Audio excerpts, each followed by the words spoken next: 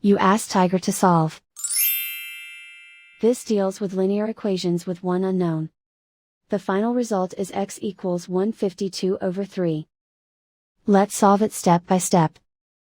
Group all constants on the right side of the equation. Subtract 1/3 from both sides. Combine the fractions. Combine the numerators. Reduce the zero numerator. Simplify the arithmetic. Convert the integer into a fraction.